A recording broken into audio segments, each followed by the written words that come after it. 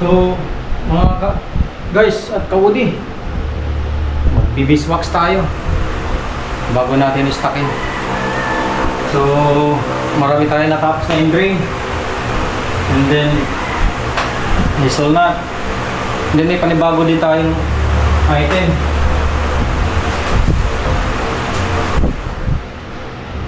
Tcharan! Pag may umorder kasi sa akin, ginagawa ko na rin item sa sa store.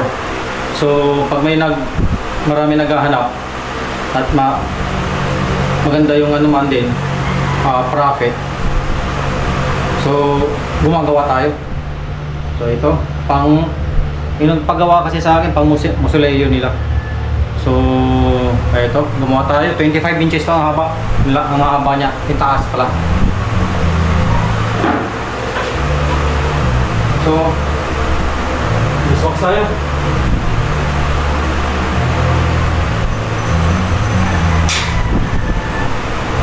Yeah.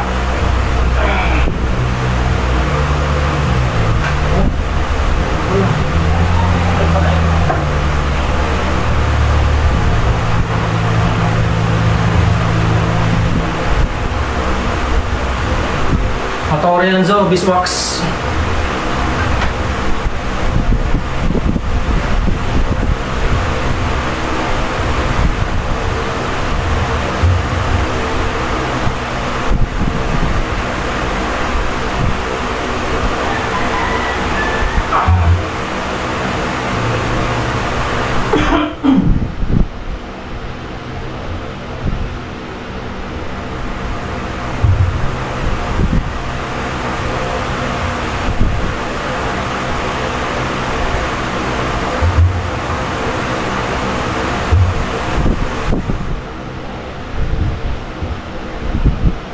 So ganito yung puting niya, yung paa niya.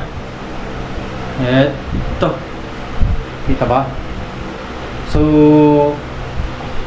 matibay ito, engineering rubber, and then stainless steel yung screw niya.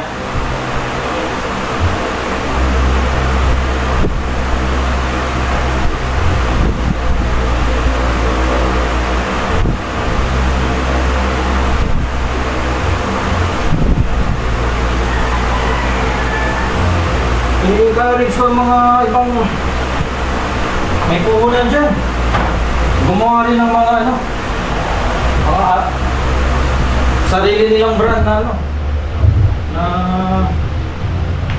mga item na alam mong kikita. Ang balita ko, mga jeep hindi na pwede daw gumawa ng panibago ng jeep, mga ano kaya kung i-ship nila sa traktor. Marami tayong kailangan na traktora kung gusto nating umunlad yung agrikultura sa atin. So traktora, napakalaking bagay yan para ma-improve yung agrikultura natin. Kung may murang traktora, makakapag-traktor ang mga ng mas mahabang lupa o malalaking lupa. Madalas kasi important yung traktora sa atin dito para tayong local. Ang mahal ng traktora. Minsan pa nga dahil sa mahal niya, second hand na lang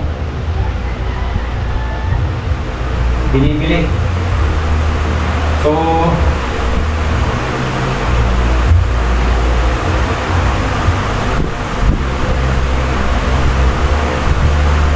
kung yung mga jeep, wala namang masyadong yung siguro traktor, pagbabawalan yung design yung na traktora.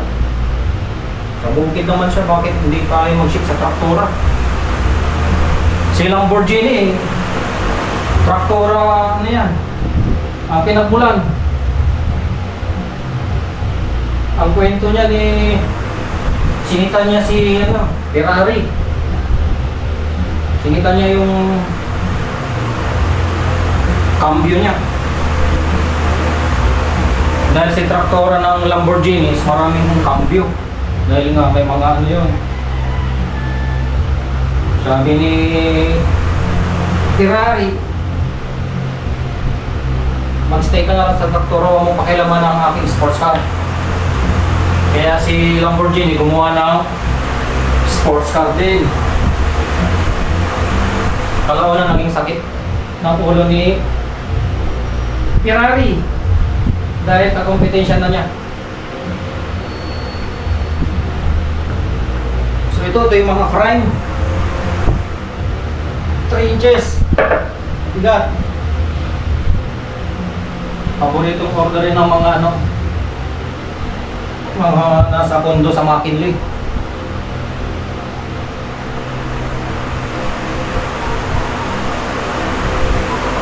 Tungkol sa traktora,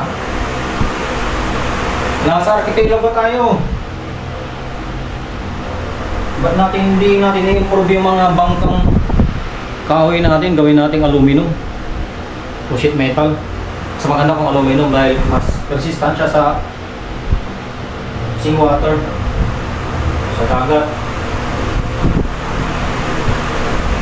And then, lagay natin ng electronics para high-tech din naman. May GPS para matrack. Meron ka namang mga gadget na available dito na pwedeng i-attach doon. Ano pa? Mga patubig. Mga pump. May mga pump tayo na nakikita na hindi na kailangan pala ng mga motor eh. Mga PVC lang.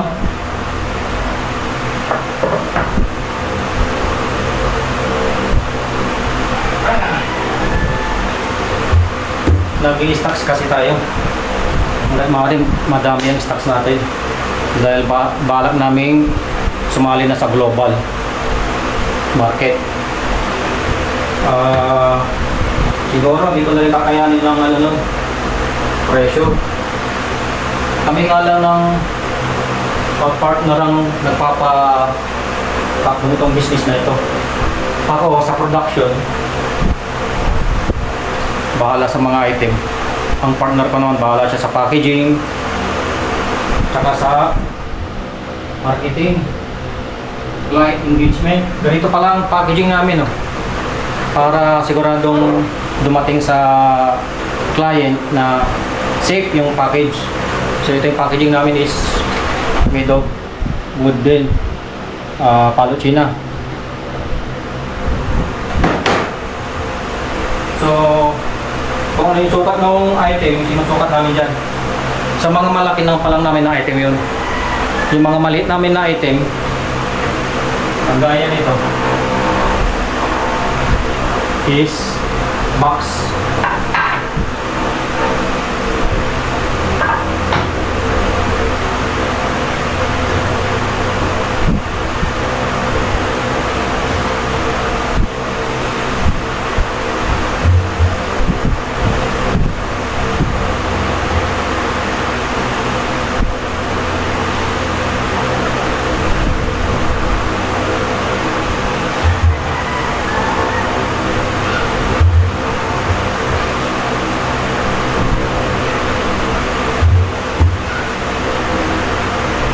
Tanya ang ganda ng grain.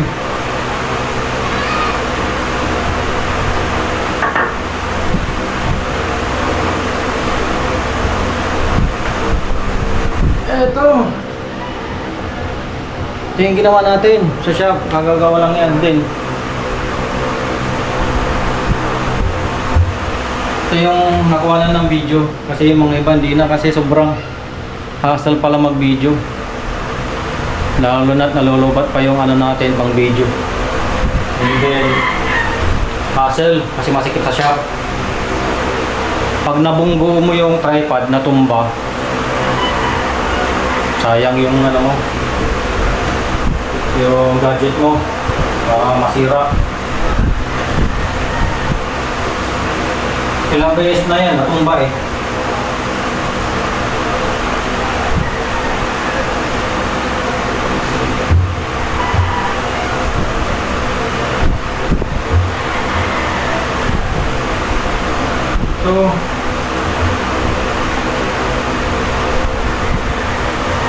napakatibay nitong mga sangkalan namin dahil ang gamit namin mga wood is mga talagang quality. And then yung machine namin gamit is talagang high-end. Kaya ma-reach mo yung quality. Alam ko yun kasi galing din ako sa sa equipment. Then pinagdaanan ko rin ng mga hand tools at mga power tools na medyo nasa sa mid. Nasa mid. Pero ngayon high-end na sila. Iba. Bukod sa matibay siya, napakaganda ng quality ng mga cut. Napakakinis.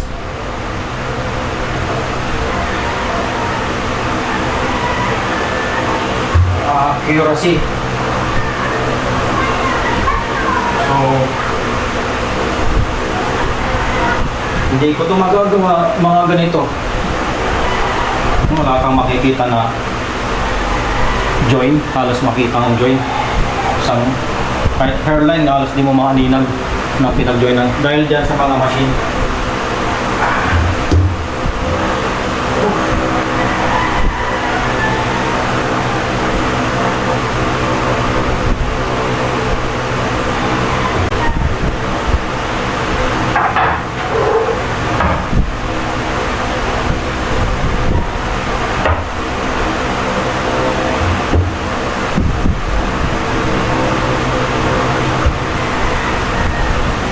Ito naman, bago i-ship ito, binabak pa namin ulit.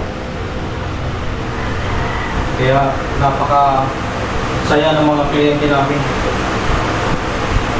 Yung quality ito talaga na-check. Kasi hands-on kami talaga ng partner to sa alam, yung pinasok namin negosyo. Know-how, pati sa calibration ng machine, sa mga maintenance ng machine. Kasi kung wala ka nang tutubuin, kung iasa mo sa mga caliper, makalibrate mo, sasabihin nila sira. Hindi mo naiintindihan, sabihin nila sira. Paano yun? So sa negosyo, kailangan know-how. Kung maaari lahat. Para pag kumuha ka ng tao, alam mo. Tuturo mo na sa kanila. So ito, maganda. Ito na-apply na siya ng mineral oil. So beeswax tayo.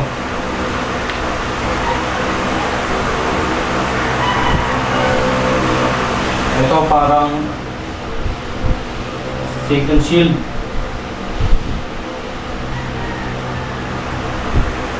Tsaka antibacteria itong beeswax.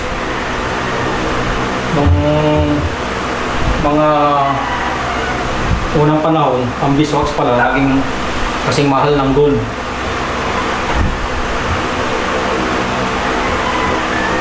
Kasi yan ang pinanggagamot sa sugat ng labanan.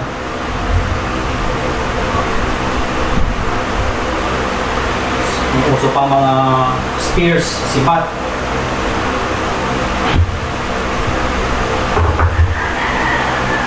Para hindi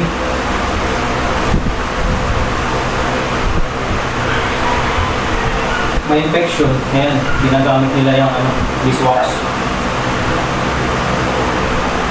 Kontra doon sa bakterya at pagdurugo.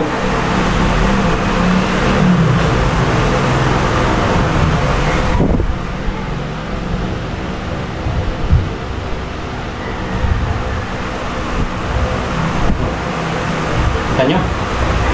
Gaganda.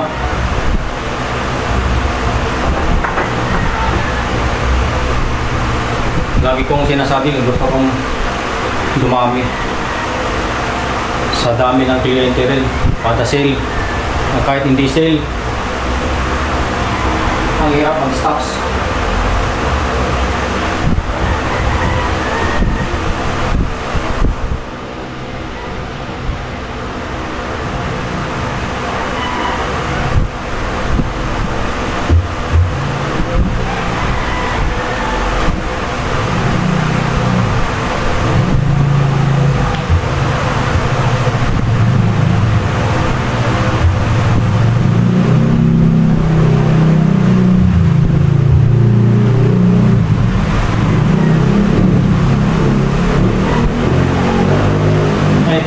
Ito yung top of the line namin. Nag-iisa na lang. Nabili 3. So magkano yan? 10,000. Yung pinakamalaki namin in gray.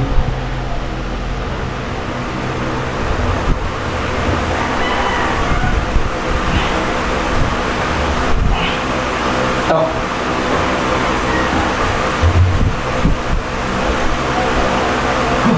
Okay. 2.5.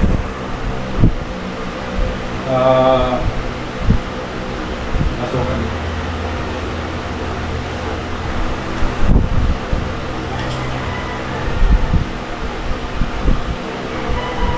Exact 25 inches by 17 inches.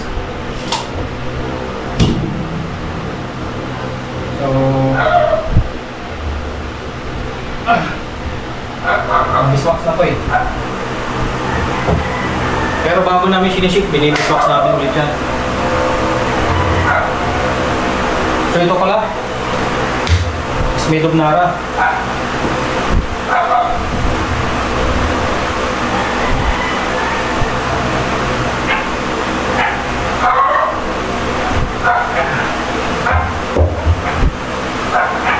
Ang ganda ng Nara.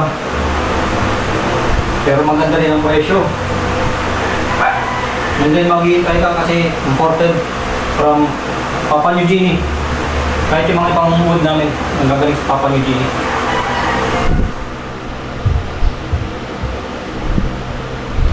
Dito, meron din local. Mahogany.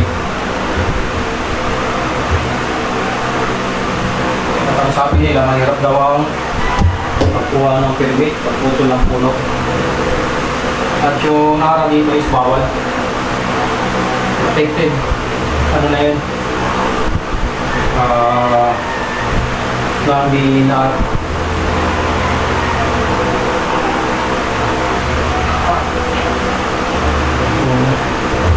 Oh.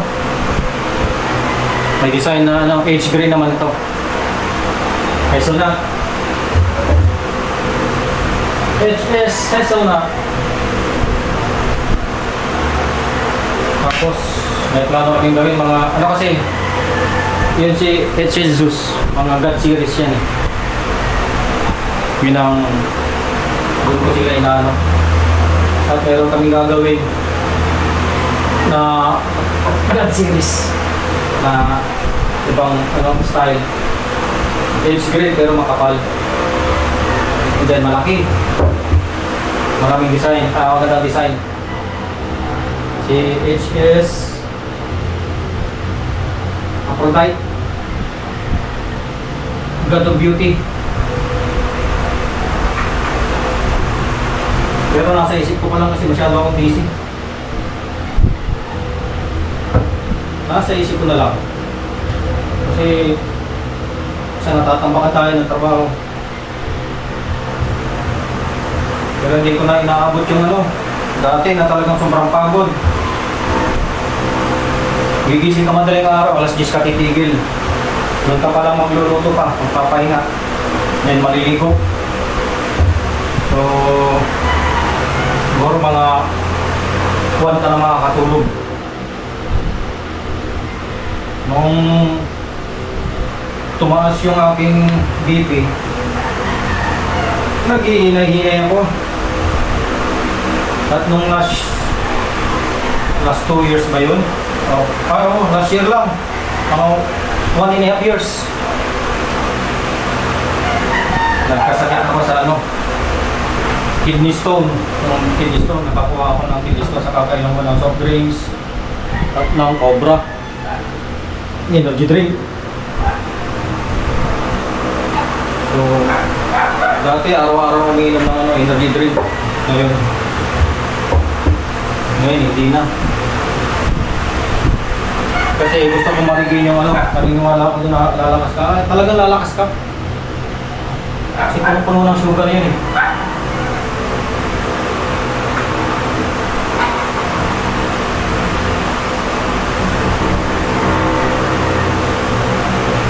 Punong-puno ng sugar. Kaya, ayun, tinamaan tayo ng sakit sa bato. Napakamahal ng pag-hospital.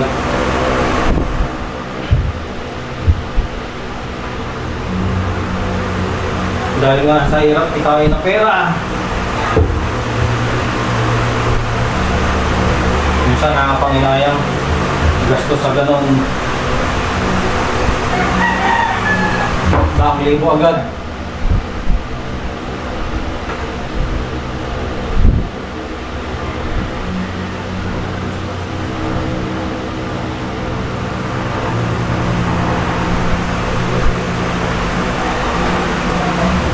Kailangan marunong ka rin sa buhay kahit na mayroon kang pera. Yung pinagkakakitaan, hinay-hinay lang din. Kasi basta nasakit ka, yung pinaghirapan mo na pera, nawawala na parang bulak. Kaya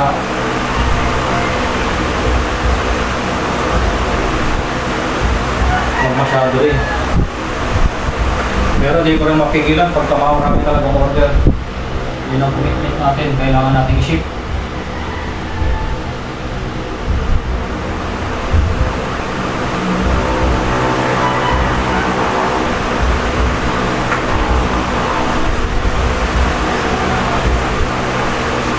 So bagong gawa rin mga to. Hindi na tayo nakakapag-video. Hassle na po talaga kasi pagbuha ng video.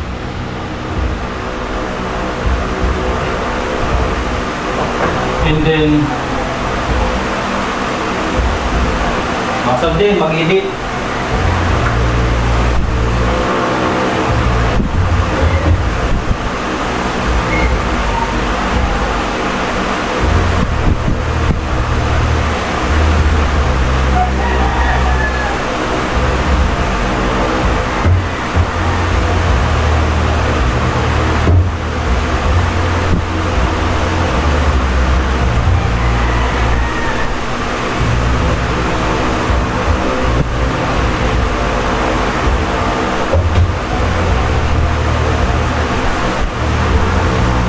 Talagang naka-ano lang ako, berhan lang talaga para makakapa ko yung kung talaga siyang pasado sa pagkapa. Makinis. Kasi kung may mga kapa ako dito na hindi makinis, bubukod ko. Ito yung namin, passion. Kaya ako nasabing passion kasi may juice group. So ang ang Pinoy naman talaga hindi mahilig sa mga steak na at ang sangkalan nila dapat walang sasabit kapag naghihiwa ng bawang, nagtatatat ng bawang. Pag in-scoop mo ng kutsilyo, dapat makukuha mo lahat, hindi yung sasabit dito. Pero ito kasi pang na to, steak, pang may juice, mga prutas na makatas. So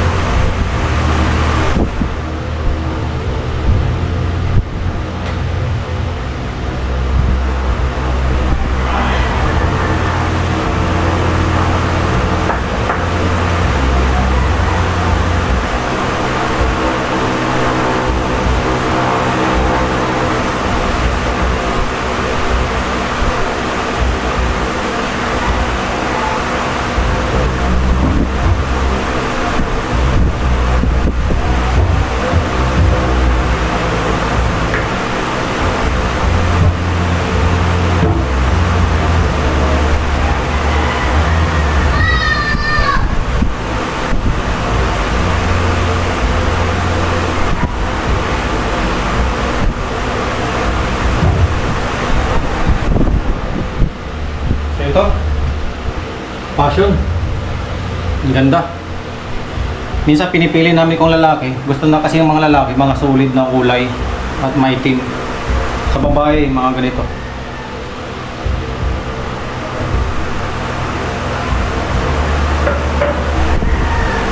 So ito pala yung mga ano namin.